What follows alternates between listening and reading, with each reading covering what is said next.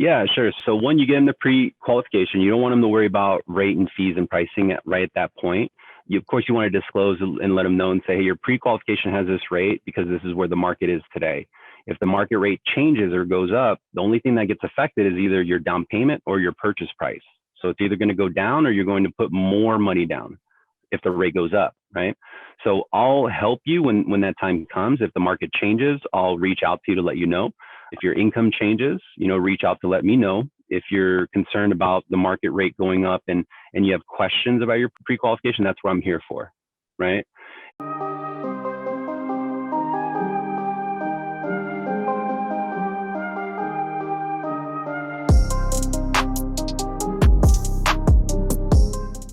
Sweet, man. So if you could take a couple of minutes and let me know what you're doing out there in Houston, start off with how long you've been in LO and who you work with and, your primary source of leads or business. Cool. Yeah. So I've been in sales for probably like 6-7 years. I sold cars for about 5 years, was self-employed doing marketing, selling marketing, website, digital marketing stuff. Had a buddy, got me into the loan officer mortgage stuff, found you on YouTube. So I've been really watching into it. If you go back through our chats, I think it was 2019, I actually reached out to you before I even had my license. Yeah? That's wild, dude. Yeah, it's funny how it worked out. So basically I started with, this is my first company. I started with, it's a very good company. I'm very happy with where I'm at. I started in October. I closed my first set of deals in December. I did 4 deals. This is 1.4 million. I did in December for my first month. But they were like smaller paid deals. So I didn't make too much. Why is that? Just because of the way our pay plan's set up, it determines on how much we get paid, the basis points amount. Mm-hmm. So basically they were, I made like $4,900, roughly about that.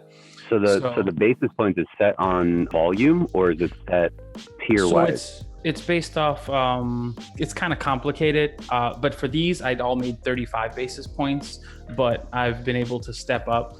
And so in January, I did 752,000 in deals, but I did 2 deals were at 50 basis points. And another deal was at 85 basis points. So I made more. I made $5,000, so another $150. February, I did only 3 deals, but I did 885,000. And then now I'm at a solid 85 basis points across the board. And so I made $6,900. So I'm making more every single month. Wow. Yeah. Huh? Yeah, that's wild, dude. So sometimes they, companies that I've worked with, mm-hmm. they will determine the basis points based on the source. Right. So like they have like this tank of deals that you have to go hunt. So they'll pay more. Like Loan Depot has that. And it means that these leads were pitched, but they couldn't convert. Right. And so, but if you caught them and you converted them, then you get paid higher. Is that somewhat how you're set up? Something like that. So in the car business, I hear it was very similar to the mortgage industry where people jump around, right? So in the car business, it was very similar. The pay plans were crazy all over the place. I was the type I need to come in, I'm gonna work my butt off. If I make the money, I make the money. Especially after a couple of years, I knew what I was doing. The average car person did 10 deals a month. I was doing 15 to 20. So once I was getting up to that, I had a good feeling of, okay, this is how much I should make when I'm doing 15, 20 deals a month. And so that's the only kind of reason why I'm not sure how it works, because at the end of the day, I'm gonna come in and try to do the best I can. And so far, every single month I'm doing better. I appreciate that. I appreciate that mentality for sure. Yeah. The reason why I'm asking the difference is because we have to get you to a point where you have a good amount of reserves. So you're never originating from a point of desperation, right? Meaning, or getting burnt out, right? Mm-hmm. So you always know how to get higher. But at the same time, you have to still kind of revert back to your momentum, your attitude right now. Like, I don't care what I get paid. I'm just going to help people. I'm just going to close loans and that's what's up, right? Okay, cool. So now that we understand that, your source of leads, how is it being given to you? So we get leads from all the major companies, Realtor, Zillow, Lengo, all those companies. And so I'm get about 100 a month on average. And I'm converting around, 3 or 4 deals, about 3.5%, 4% is what I'm kind of converting on. And so what I'm trying to figure out is with this model, because when I first came on board, it was we're strictly purchased. Really, I have a couple refinance deals just because the leads came in that way, but we're pretty much 90-95% purchase right now. I've watched a lot of your stuff, and I'm hoping to get into that refinance mode once I got a big enough database. Yeah. But as I'm trying to build this up, but we're strictly purchase.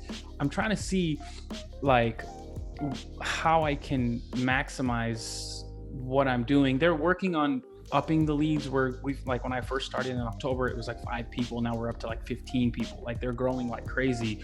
I know there's a lot of money to be made in this industry, a lot more than the car business. So I'm trying to figure out, okay, now I'm making, paying my bills, I'm doing good. But this is of course, probably small fish compared to the mortgage industry. So what can I do differently? Or maybe I'm doing, that old adage, you don't know what you don't know. Right. Right. And so like, we'll get into whenever we get to that point of how I'm setting my deals up. Cause that's what I was really hoping to achieve on this call, is for you to see how I'm setting up my deals, or not even my deals, like how I'm setting up my process. Cause I have it down. To me, it's efficient, but I know there's holes. I think in one of your videos you're saying it's leaking. I know it's leaking, and I got to figure out how I can plug them, because but I don't know what I don't know, and that's why I wanted to, Yeah, for sure. I'm gonna help you find that out. Okay, and then so it sounds like 100 leads a month, right now. So break it down. Let's say 5 leads a day, pretty much, right? 25 a week.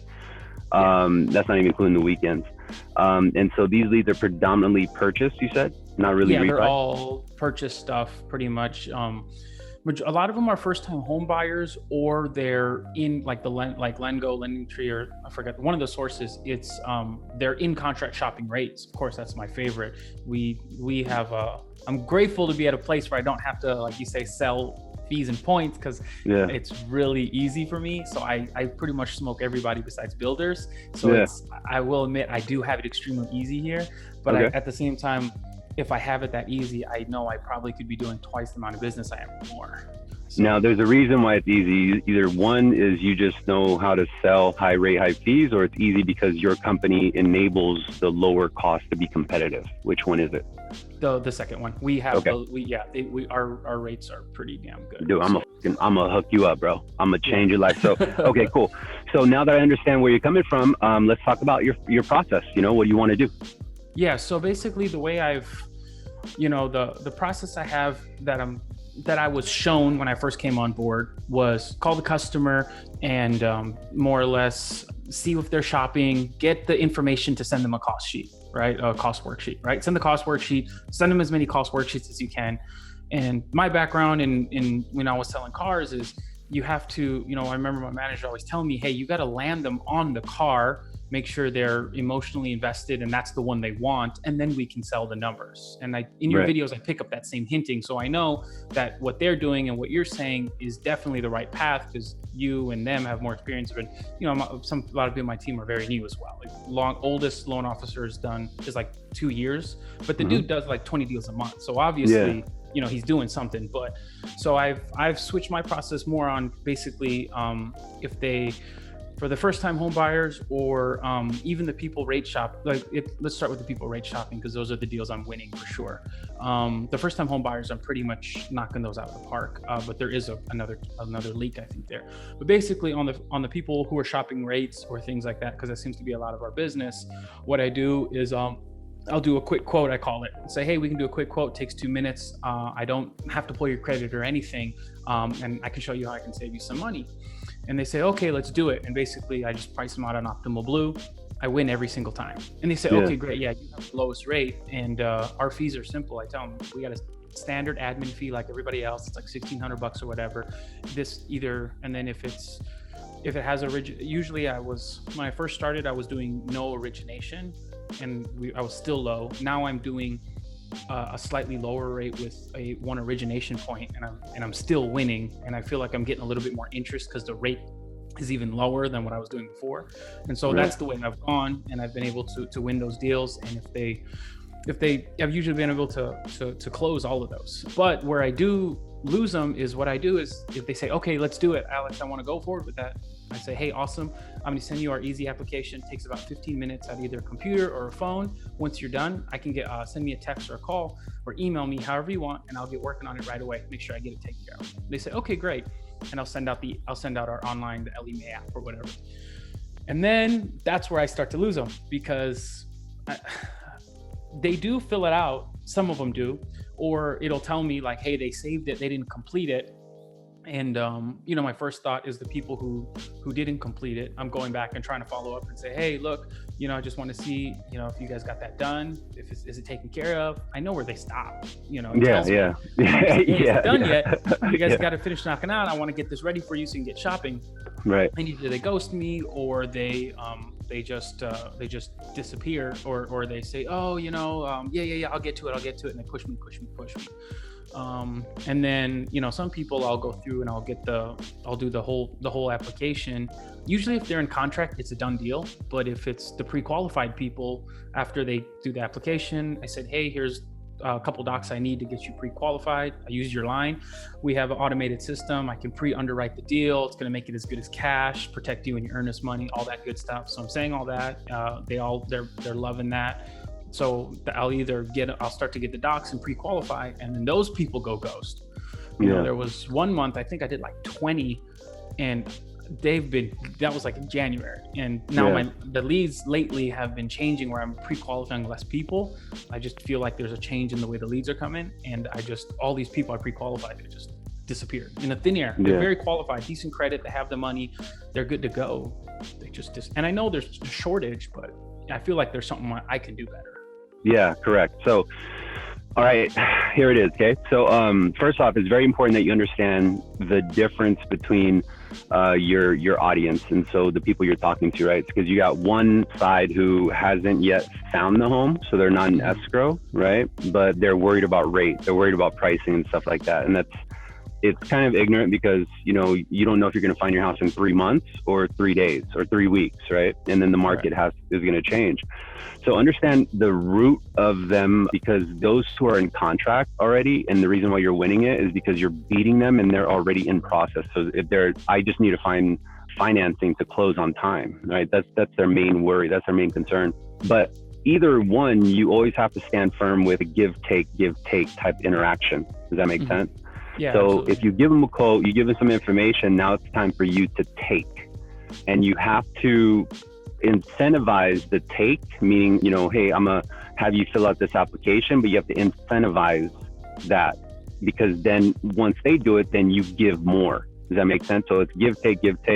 You have to incentivize the time that they're going to put in together the documents, the time that they're going to do on the application. And so you control the experience, but also the perception that they have, right? So let's just put it in example. So if you were calling me and you wanted to get pre-approved, number one is, it sounds like because it's pre-underwritten, you're doing pre-approvals, right? Not pre-qualifications. The letters say pre-qualification. What I do is I just submit it through DU, and that's what I'm leveraging as pre-underwritten. But they say pre-qualification on the line. The letters. Yeah, that's fine. Then what you do is you just kind of create the story, right? And how you do it is saying something like, hey, Alex, what I'm going to do is I'm just going to confirm whether or not we can get you pre-qualified, but we operate a little bit different here, meaning that our pre-qualifications are pretty much pre-underwritten. So it's not like most lenders who can generate a pre-qualification based on a conversation. And the only reason for that is because when I give you a pre-qualification, it's going to be based on market that day. It's not going to be based on, you said you make this much, so you could buy this much, right? So there's a lot of work that goes into it, plus the recognition of my company. When you submit our pre-qualifications, they already know. So it's viewed as pretty much, it's just like cash. So now you've created more value. Does that make sense? So should I not be doing the quick quotes and giving them rates to get them hooked? Or, because I feel like it is a bonus and it's very easy to do, but at the same time, I understand like your way in the whole give take, like, hey, like, I know you want this, I can give this to you, but let's do this first and then you can get it. And I was trying to be like slick and get the quote to their hook. So that way I can you're doing it right. You're doing it right. So continue doing it, right? Continue doing that way because you're now incentivizing them. So, and that's your first give, right? Now it's the take. So you get them salivating over the price and you say, okay, but here's the thing though, is that this is if you're pre-qualified. Now, again, our pre-qualifications are a little bit different. I can't just draw up a pre-qual based off a conversation. You know, we serve our clients better than that to ensure that you're protected through your journey of looking at homes, right? Not only that, but we also prepare you to have the most advantage and leverage at the time that you submit an offer because they understand that our pre-qualifications are like cash. Now you're empowering them, right? And say, here's the thing is I want to get this timestamp because I had the conversation with you today, but I need to have a quick application filled out. So I could take 15 minutes with you on the phone right now, or I can email it to you. Either way, I want to make sure that it's timestamped today. Do you prefer to do it yourself or you want to go with me and do it? So that brings up another point. I am not taking applications over the phone. One, I'll be honest, I'm a little lazy, and two, I'm scared, I'm nervous being new. I don't want to miss something because the LMA platform makes it so easy for them to hit declarations and do everything for me. Yeah. But I know that's a leak that I've been in the last month. It's been lingering. I'm like, I maybe should be doing this stuff over the phone. Yeah, you definitely should be equipped to do it. And because you're giving them an out, right? So you're giving them, it's kind of like my marketing strategy of not only calling, leaving a voicemail, but text and email. But the email says, you know, if you can't call me, just reply to this email and I'll send you the information. So I'm giving them an out. You should give them an out too, right? Because what will happen is they may be too shy to tell you like, oh, I'm not good with computers, or no, I won't find time. But when you add in that line of saying, hey, I need this timestamp today, right? Because I went over the information with you today. No idea why, right? But now you're making it you're creating the urgency. Does that make sense? Yeah. Yeah, so still use the technique of showing how you're superior with pricing and points, but then take it away and say, yeah, but this is only if you're pre-qualified. So here's the thing is, before the market goes up, I want to be able to get this timestamp, right? Because I talk to you and I disclose these figures to you. And that way, if something happens, then I can ask for, exception later down the line if the market rate goes up, as it has been over the last 2 to 3 weeks. Now I'm creating fear of losing it, right? And that's what's going to push them. Sorry, can you say that one more time? Just go back like 30 seconds about the whole getting a timestamp where you're going to lose it. It's clicking in my head. Yeah. Okay. So you go over the pricing, right? And they say, yeah, that sounds great. What do I do? Right. That's usually what they say. Like, how do I get that? And say, okay, the only way you can get it is if you're pre-qualified. Again, our pre-qualifications are different than all the other lenders because they're pre-underwritten. So I'm getting an underwriting approval right from the entity.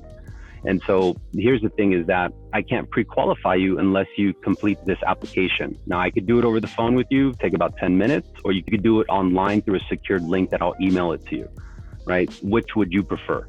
And then you give them direction, right? And so they say, you know what, just go ahead and email me the link, right? Maybe they're busy. And say, okay, great, I'm going to email it to you. But here's the thing is that now that I disclose this information, if this is what you want to secure, I need a timestamp today that you completed the link. Before the market rate goes up any further, this timestamp is going to protect us if in the event the market rate continues to go up as it has for the last 3 weeks. Make sense? That's the part. That's the part. I need that part. Because builds so much urgency, so much fear, so much very instantly. Because so now you want to do it, right? And then, but let's say, I want you to also understand and prepare yourself. And this is something that you need to do. And is understand that the application, it's not really as complicated as you think. You're really looking for the pillars of the loan. That's income, credit, capacity, and declarations, basically. Any bankruptcies, foreclosures, things like that. So you quickly summarize it. What I mean by summarize it is you're not going through the 1003 in order. You're not saying what's the name of your employer, what's their address, what's your position. Does that make sense? You're just filling out what's your, are you W-2? What's your gross? Is there a bonus? Things like that. You want to vet out. You want to iron out, right? And then what happens is then you can technically complete a short application, but before you can turn that application to a pre-qual, you need documentation. Does that make sense? So now through the conversation, whether they even do the application themselves online or you do it over the phone, still in the conversation, you're dropping notes, right? Like questions and planting seeds. Like, hey, your payroll, do you have online access to payroll? What do you think they're gonna say? Yeah, I got ADP. I got whatever, paychecks. Okay, cool. So there's where you can actually pull up your W-2 or your current pay stub. Does that make sense? Yeah. And so you're giving them outs, unless you need like tax returns and government, depending on your guidelines, right? But you're making it very easy to pull it up. And you're asking questions like the down payment, is it a gift or do you have the money available, right? And then you're just making quick notes. But you're quickly getting the application done and moving them down the line for the pre-approval, right? Now, the leak, I believe, is because you're leaving it on them without any incentive. So it's very much like pitching a deal and saying, okay, well, go ahead and think about it and let me know when you're ready to go, without first addressing that, the fear of it, the rising market, the volatile market. Does that make sense? Even using my strategy, I always use all the time, like, hey, you're in luck. We got a campaign that's going on in this area that you're looking to buy a home, but it expires at the end of this month. The only way I can actually fit you in this campaign is I need to make sure you qualify first. And it's a win-win, because even if in the event I can't fit you in the campaign, I could still get you pre-qualification. But here's the upside. If I can fit you in this campaign, here's what it looks like. Now you're just spitting out the natural pricing that you usually give. Does that make sense? But you're giving it more value. Yeah. Okay. That's probably worth its weight in gold. Hell yeah. Hell yeah. Hell yeah. Because you have to look at your optimal blue. I'm not sure. Are you pitching rate sheet, or do you know your exception spread? Like, optimal blue says this price, but you can get PE, or how are you pitching your deals? Off optimal blue. Blue. They tell us within the pricing where we need to be from par, what's okay as an exception, and they just let us roll. And so I just so use about a point padding, right? So say today's rate, if you weren't in this campaign, you'll get this rate at par. But if I could fit you in this campaign, I can get you this rate with no lender fee or no closing costs, right? So now I want that campaign, but it's going to expire. The faster I can reserve your seat, the higher the chance that you can get into the campaign, right? But I can't reserve your seat unless I show my manager you actually qualify. So here, I'm going to show you how to qualify. I'm going to send you over this application link. Make sure you do it, and it's timestamped today. And then on top of that, I'm going to send you a quick items needed checklist. It will say in the subject line, items needed. And these are documents you should have on standby anyway. But if you don't, make sure you put this together. Right? Now you're tasking them and say, these two things, if you get them done, I will get you into this campaign. So it's your choice. Right? Now it's like you don't even care, but they're going to react different. Right. So I think the problem is I'm not selling. I'm just giving it away. Say, hey, this is what you get. All right, cool. And then I throw it on them, where I can definitely leverage the timestamp today on both of those options of campaign and making sure you qualify, and it needs to be timestamped to grab this in case of the market goes up. Because our buyers, especially the ones in contract, or even like a lot of the leads are like, I've noticed the handful of deals I've done, I think my niche is dealing with self-employed borrowers and investors, because I've already had like three people I've done 2 deals each for, and they're working on more just because I'm not scared. I know how to read the tax returns, and I'm not scared to deal with multiple properties and self-employment. So the market going up, and the timestamp I think is gonna put that heavy weight on those 1 or 2 I'm missing them. I know I'm missing at least campaign a month. Use the campaign, right? Campaign too. And your niche with self-employed people and investors. Self-employed people know other self-employed people. They gravitate, right? Same thing with investors. And so if you got a niche with self-employed and investors, after you get the pre-qual, or after you get them salivating, right, and you got file, you got momentum, then you wait until you got good news for them, right? Like something that they're going to be like, oh, thank you, Alex, right? And the reason why is because you want that reaction to say this specifically. Oh, no worries. It's my pleasure. As a matter of fact, I was going to ask you, do you know anyone else who's an investor? Do you know anyone else who's self-employed? Because this campaign expires and it's specifically for self-employed people. It's specifically for investors. Does that make sense? Now now because they're at a point of reciprocity because they appreciate it. But also they're like, yeah, I know a couple people. Okay, great. I'm going to send you some information. Just forward it over to them. Right. And this is where you put templates in play, and you say like, and all you got to do is change the top of it. The signature saved to, or a template saved to your signature. Right. So you might have a signature say, investor campaign referral request. Right. And so when you drop it, all you have to put is hey, Alex. And then right below, great talking to you. I'm super excited. We got you into this specific campaign before it expires. As a reminder, this is specifically for self-employed homeowners within this area, right? And as I mentioned, before it expires, if there's anyone else who is self-employed, please forward this email to them so they have the opportunity to email or call me if they have any questions. I look forward to helping you get into this new home with no problem, no stress, at the lowest rate and lowest cost. Does that make sense? Now it's not saying like, hey, give me their number, right? They're going to take that email and they're going to forward it to the friend. Now the friend's got your info, and next thing you know, they'll be replying. You see, a lot of people ask for referrals in a very obscure way. Like, yeah, what's their name? Give me their number, right? Or they'll just throw it out there and wait for them to say, yeah, just, give me their number and their name all the time because they're shy to ask it. Right.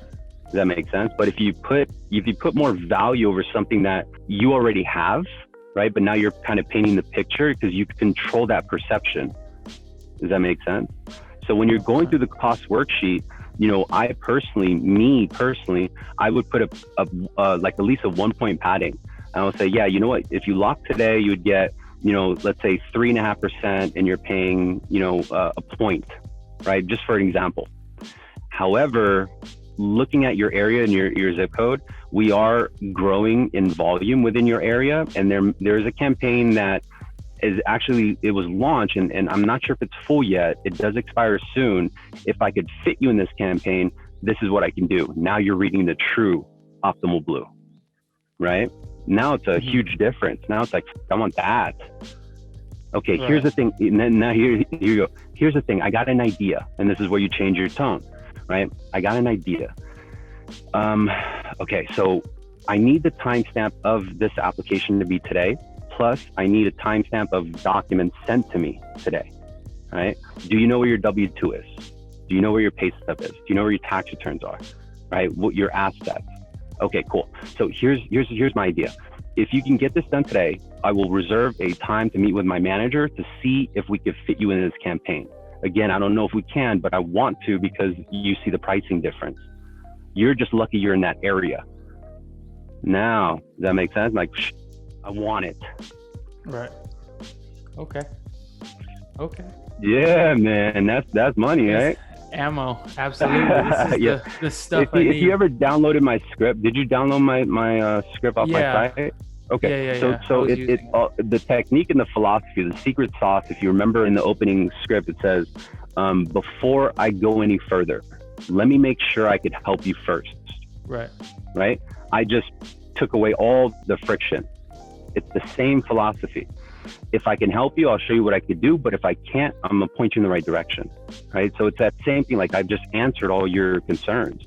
So depending on the lead, if they're just starting their search or they're in contract, you have to still kind of come at it like that. Like, yeah, but we operate a little bit different. I just don't give pre-qualifications easily like most lenders. You could probably spend 5 minutes and get pre-qualified. We operate a little bit different because our goal is to not only protect you, but we need to protect ourselves. If you find a house that you don't afford and you got my license number on there saying that you could afford it, guess who gets in trouble? Not only you, but I do, right? Does that make sense? So now you're being personable with them and it's a win-win because they now devalue all the other pre-calls or conversations they've had. Okay. Yeah, I'm man. Excited. Yeah, man. And I know you started there so you don't necessarily have a pipeline, but every single deal that you close or that you lock, you absolutely have to set it up with the intent that you're going to flip them again in 6 to 12 months. Make sense?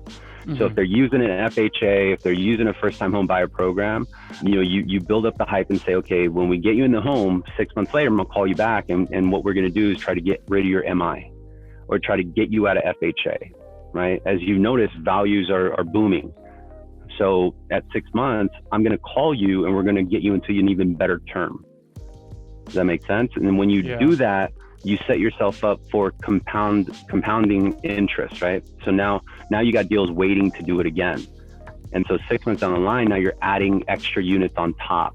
That's how you go from 5 to 10 to 15 to 20, right? You're pushing referrals and you're pushing redo, which is basically rewrites of your past clients, right? Not only that, but as an agent, if you can approach your sales manager and ask him and say, hey, is there any way I can get access to departed agents' deals?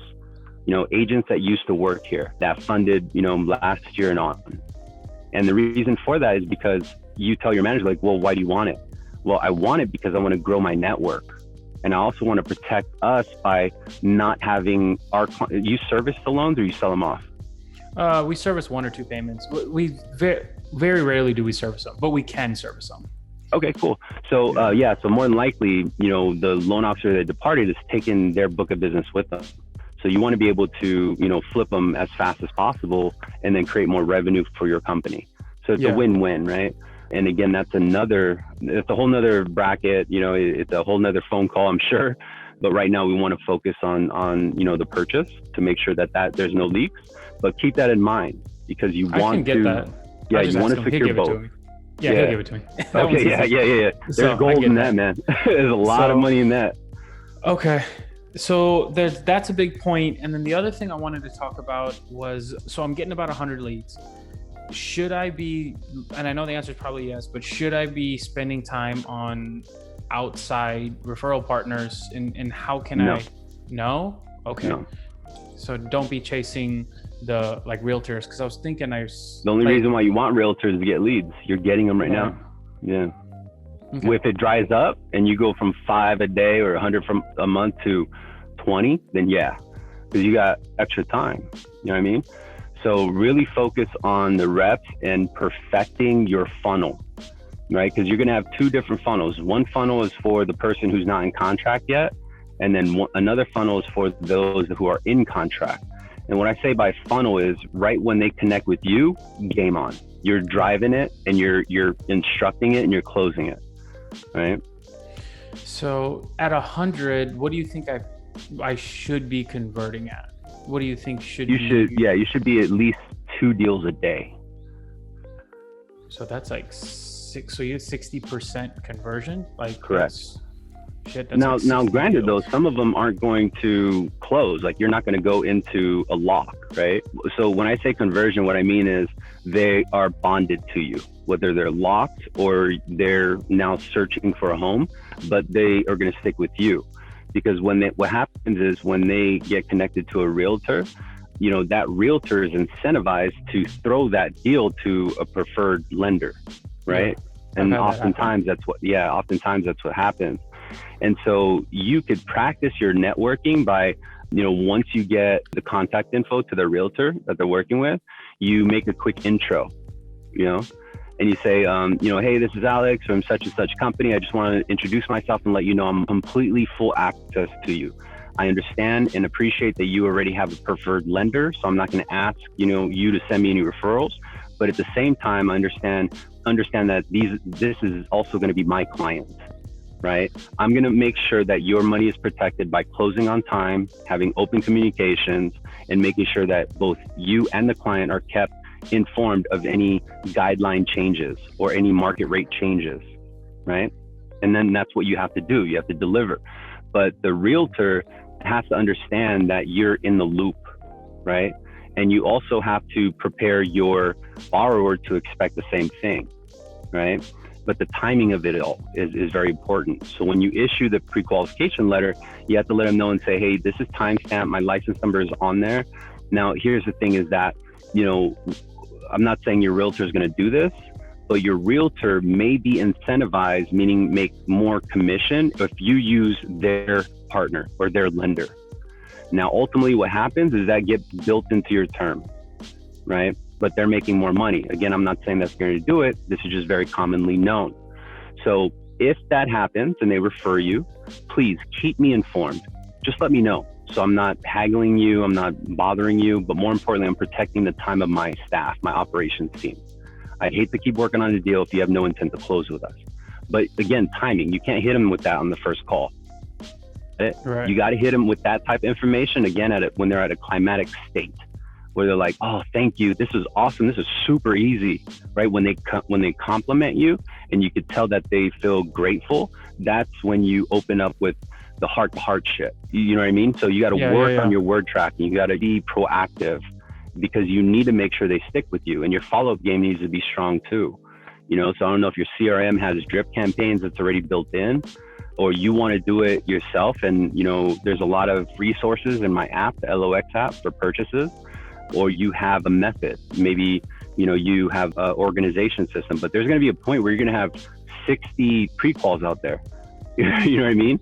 And the only way you're going to be able to retain those is if they understand the value that you bring, right? So maybe you can slip in a line and say, hey, during the process, if you get marketed by any lender or get referred to a lender, please keep in mind we all go to the same place. It's going to be Fannie Mae, Freddie Mac, FHA, or VA. The only reason why most prefer us is because our relationship with the entities are so strong that we get much better pricing, right? And mind you, rates change every day. So if you get an offer, just allow me one privilege to show you how I compare with them. And it's a win-win for you because you know you're going to get the best deal. So try to get that type of agreement and that kind of vetted out the very beginning. Does that make sense? So I've been nervous about having that conversation because I always got scared that it would cause them to think, okay, cool, so I'm gonna shop this guy. Is that like an unfounded like fear? Like I need like that, having the conversation is better than not having it? It just all depends on your wordage, right? So it's like this. It's the difference of saying, hey, if you find a better deal, let me know and I'll show you I could beat it. That's one way of saying it, right? Mm-hmm. The second is, hey, now that you're pre-qualified during this journey, you may get solicited or referred to other lenders. But again, we all go to the same place. That lender may give you a quote at that particular time. And again, market changes every day. So keep me informed so you know exactly why most first-time home buyers or most home buyers in this county or this area prefers to work with us. And I'll show you how we mount up and compare to them. You know, do me the honor to not go ghost on me without giving me a chance, because I will take care of you, not only here, but for years to come. And I'm going to help you make sure that you get the best available, right? So now that's a completely different way. So I didn't invite them. I just let them know, say, hey, you know, you might be solicited or you might be approached or referred to a lender by your realtor. You know, at the end of the day, I want to make sure you understand the fine print, right? And that's why, again, this is what makes us different, is because I can help you do that, right? So you got to be able to kind of work on that delivery, right? But it's also important the timing in which you deliver that statement and that disclosure. Again, you can't do it like in the first call. You can't do it after you pounded them with a ton of information, right? You got to get them to a point where they're grateful. And then you hit them up with the disclosure and also the referral. Okay. That make sense? Yes, that makes a lot of sense. That helps clear up a lot of things. A couple things I was nervous about, as well as the whole looking at outside things. Because this week and last week has been on the slower side, and I'm just sitting there. And I'm thinking back to the car days where I'm playing stupid 8-ball pool and golf on my phone, thinking, what the hell can I do to get another deal? You know, I'm used to doing 15, 20 deals a month. I'm over here doing 3 or 4, which is great, making the same amount of money. But at the same time, I'm like, how can I get more? And I've always been nervous to, what I say, turn it on, because it's I feel like if I dive all in like my sales mode, then if I'm not doing as much business as I'd like, I start freaking out and overthinking things and start looking at the grass is always greener somewhere else. And so that's why here I've been just trying to be chill, laid back, and be a little bit more patient. You always got to keep moving. Always put in the effort, so if leads are slow and you're not getting really any calls in, it's the best time to revisit your pals or your pre-quals, right? Mm-hmm. And one of the best ways to do it, especially if maybe the pre-qual is kind of went dark on you, right? Like they got a pre-qual, they're not answering your emails or anything like that. You got to approach them in a way where you're going to spark curiosity. So for example, if I gave you a pre-qual like 2 months ago and I haven't talked to you for a while, besides the normal check-in, right? Like, hey, just want to, wish you happy hunting this weekend. I'm sure you're probably going to look at some properties. If there's any that you want me to look up to find out the rating on the school system, right? Let me know. I'm more than happy to do that search for you. Something like that. But if you want to kind of reopen the dialogue and the relationship, a great strategy would sound like this. Hey, Alex, this is Daniel. I'm just reaching out to you. I want to let you know that there's this campaign we just launched. It's only going to last 60 days, and it's only for homeowners who are entering into escrow contract, meaning that you found your home. So I want to check in with you to see if you're getting close, if there's any properties that you might have in mind. But for the next 60 days, if you do get into escrow, let me know. I need to get your seat on this campaign. It's huge, right? It's going to be great. Right. And so now they're like, okay, yeah, there is this property. Or, no, we haven't found one yet, and they enter an escrow, they're going to think, okay, now we need lending.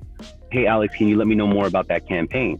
Right. And then again, you go optimal blue, pat it 1 point from what you see that day and say, this is the campaign. This is what you can get. Right. Are you in escrow now? Does that make sense? So how would I address in that case the customer saying, hey, wait, when you pre-qualified me, you said the rate was this? Yeah, absolutely. So with regards to like the presentation, you still plant the seeds and say, hey, thanks for giving me a call back. I want to share this information with you before it expires. The reason being is because as you've seen, and you're always assuming that they know, as you've seen, the rates have been climbing over the last month. And this campaign is going to help me deliver as close as possible from our original discussion when the market rate was low. Does that make sense? Mm-hmm. And you need this low rate because it's going to enable you to afford more home. There's a lot of homeowners out there who unfortunately won't get this campaign. So they either got to change their maximum purchase price or they got to put more money down. I want to give you the flexibility to know that you could do either or. So is there a way I can prep them when I give them the pre-qualification letter based on the rates? Because our pre-quals have a rate on it.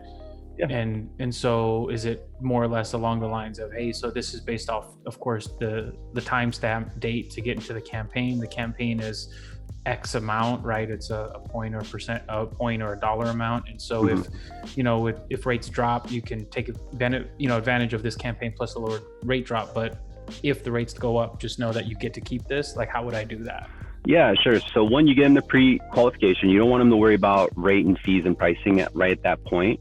Of course, you want to disclose and let them know and say, hey, your pre-qualification has this rate because this is where the market is today. If the market rate changes or goes up, the only thing that gets affected is either your down payment or your purchase price. So it's either going to go down or you're going to put more money down if the rate goes up, right? So I'll help you when that time comes. If the market changes, I'll reach out to you to let you know. If your income changes, reach out to let me know. If you're concerned about the market rate going up and you have questions about your pre-qualification, that's what I'm here for, right? And so when you revisit, and if the market rate is different, say, yeah, we still have you in that campaign. And what that campaign does is it gives you basically 1% pricing exception, right? It's an incentive. And so if we applied that same campaign to today, this is where it's at, right? Versus paying this much or this of rate. So you still activated the campaign, right? Mm-hmm. Now let's say they call back and say, yeah, let's go ahead and I opened up escrow, now, right? Okay, 2 months ago that campaign ended. You should have been in escrow. Well, here's the good news is that we relaunched the campaign, giving me again that 1 point spread. Does that make sense? Okay. So you're letting them know that it expired because the rates went up and it's been a couple months, right? Because it's not as hard if you release a rate at this and, you know, they find it within a month, you know, it's not going to be that big of a spread, right? Unless it was last week. Yeah. I mean, you can get creative. You can make it happen. The point is that you're keeping them within your web, right? And you have a plan. And the plan is all in the wording. It's all in the perception that they have. Okay. Make sense? That, I'm trying to think of what else. I think that was pretty much everything I have in terms of my notes, my leads, what we're doing. So that gives me quite a lot to digest. And so there's a lot of stuff there though that I can definitely see. I'll definitely be using, and I think it's going to make a difference. Absolutely. I can tell. Absolutely. So, yeah, man, you got some time, man. So you want to just chop it up and ask any other questions? It's your time. Yeah, no, we're good. Yeah, and kind of like I was saying on the messages, you know, my biggest thing is I just wanted to. This is like definitely what I'm looking for. And as I continue and going, you know, I'm hoping, you know, I can get in contact with you. We can do this on a quarterly or something. Because I've got a good idea on where I'm going. I mean, I'm doing deals, I'm making more, which is good, but I just got to make sure that, again, I don't know what I don't know. And it's hard around my current pool of people because they've been in the business, you know, two years, and they're doing a lot of deals, but I think it's the amount of leads dispersed. So, yeah. You know what I'm saying? So it's one of those things. The hack of it all is you know, you need to understand the platform, the engine, right? Mm-hmm. So you need to understand the logistics and then also the marketing that you have, right? So understand the audience and the type of person that type of people that are coming to you, how they came to you, right? If they clicked a Facebook ad versus filled out, you know, an inquiry on like Credit Karma, two different mindsets, right? And then also understand the process flow of your company or organization. And it's going to come easy with reps. So you just need more chances at bat. You need more deals to go through. But the faster that you identify how your engine runs right now with your company, the faster that you can develop kind of like a flow or a routine that complements the flow and engine of your company, right? And the reason for that is because you need to understand the timing of it. And when you understand the timing of it, then you can structure your day and make sure that you're moving as efficient as possible. Me personally, just in speaking with you, understanding where you're coming from, the reason why there's not more deals is because you have an abundance of it. You have abundance of opportunity, right? So mentally, you're okay with saying, all right, well, if this person doesn't call me back, I'm cool. I'm gonna get another one anyway, right? If I don't lock this person, that's cool. I'm gonna get another one later on, right? There's that expectation. But when you switch it and understand that the people you are in contact with are low-hanging fruits, they're gonna do a transaction regardless, whether it's with you or someone else. They're in momentum in that direction, right? Now the key is, how do I make an impression that lasts so long to where I'm the only one you need to work with? You want that, right? Because if you talk to 5 people a day, the goal really is I want to get all 5 people in my web. Not all of them will close, right? I might give you a pre-qualification. You might not find a house ever, right? Some things change. But at the same time, I want to be able to master that customer experience so that the only objective, which is the most important objective, is you're hiring me, you're with me, you're loyal to me, right? You're bonded with me. I need to refine that. I need to refine that funnel, refine the word tracking, know exactly how to kind of dance around that prospect, right? But you own it and you're confident with it. You see what I mean? Mm-hmm. Yeah. And then you don't have to work as hard. And with your environment, the only ones that you really need to pay attention to are those that are doing, you know, multiplied more than you, right? Not just a unit or two, right? I'm talking about killing it. Like you look back, you're all, how the fuck are you doing that? Like that. Those are the people that you want to study and you know, watch from afar, and even get down to the point of management and say, hey man, I'm interested. I want to compete with that guy or that girl. What's their KPIs? I'm just curious, right? What do you think is their secret sauce? Ask your manager, right? And then even ask them, reach out to them and say, hey man, I just want to salute you. I'm trying to be the best that I can be. And you're definitely someone that I look up to. So shout out to you, right? Just a straight compliment. You're not asking for anything. And then you wait for them to reply. They say, hey man, thanks. I appreciate that. Cool, right? 2 days later, hey, I meant to ask you, how do you do this, and this? Like, right? What's your secret here? And they're going to tell you. And sometimes that is actually more valuable than any information I can give you because it's already tested and proven through that engine that your company has. You see? So they're going to show you the shortcuts. Yeah, our branch is different. Our branch is the only one who's doing it this way, and that's what makes it a little more difficult. But I think there is one or two other ones over, because this company is pretty damn big. There's like 600 loan officers across the nation, and I just don't know which branch. Like most branches have like 2 or 3, and we're at like 20, and we're growing. And so, like, I know, like, the guy, the branch manager, that he's smart. The dude knows what he's doing, but it's he's one of the reasons I really like him is because he knows what he's doing, but at the same time, he's one of those dudes. He's like, yeah, man, you just gotta work, dude. You figure it out, you know. So I'm happy because he threw me in. He threw me leads. I know he spent money on me, and of course, I'm very grateful. But he's one of those dudes where it's like pulling teeth just to get a little piece, little something. It's like, you get it, man. And then you get, just hang in there, just keep calling. You figure it out. I'm like, God, come on, man. Salesman. I know. So it's but cool. No. I appreciate everything you do, man, and I really appreciate your videos. Like I said, you're one of the only dudes on YouTube doing it. I've recommended you out to a couple people in the office, as well as my other buddy who got me into this, because he was like, yeah, I'm a loan officer, and I started doing the research. I was like, dude, have you heard about this Daniel Nicart SalesRemastered? Nah, dude, you gotta check his shit out. I appreciate that. that. Hey, man, I'm gonna hook you up with the scripts and templates module. Did you ever get that? I just have the free script, the downloaded free script one. I'm gonna hook you up with the scripts and template module. So email me after this with the email that you use to opt in for that sales script, because you have a profile on my site, right? And then I'm gonna release the scripts and templates with you, because it has a lot of good follow-up templates to use on your pre-qualifications that are already out there.